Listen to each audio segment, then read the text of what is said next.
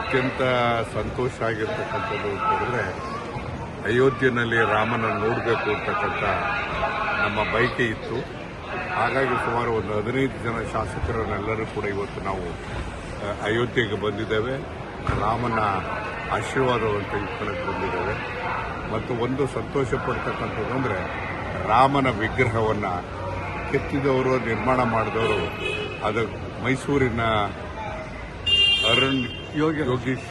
ಯೋಗಿರಾಜ್ ನಿರ್ಮಾಣ ಮಾಡಿರ್ತಕ್ಕಂಥದ್ದು. ಅದು ಒಂದು ನಮಗೆ ಖುಷಿ ತಂದಿರ್ತಕ್ಕಂಥದ್ದು, ಸಂತೋಷ ತಂದಿರ್ತಕ್ಕಂಥದ್ದು. ಅದು ಕರ್ನಾಟಕ ಅಂದರೆ ಹನುಮಂತನ ಜಾಗ. ಇವತ್ತು ಅಯೋಧ್ಯೆ ಕರ್ನಾಟಕಕ್ಕೂ ಮತ್ತು UP-ನಲ್ಲಿ ಇರೋದಕ್ಕೂ ಸಂಬಂಧ ಏನು ಅಂತಕ್ಕಂಥದ್ದು ನಾವು ಊಹೆ ಮಾಡೋದಕ್ಕೂ ಸಾಧ್ಯ ಇಲ್ಲ ಇರ್ತಕ್ಕಂಥದ್ದು.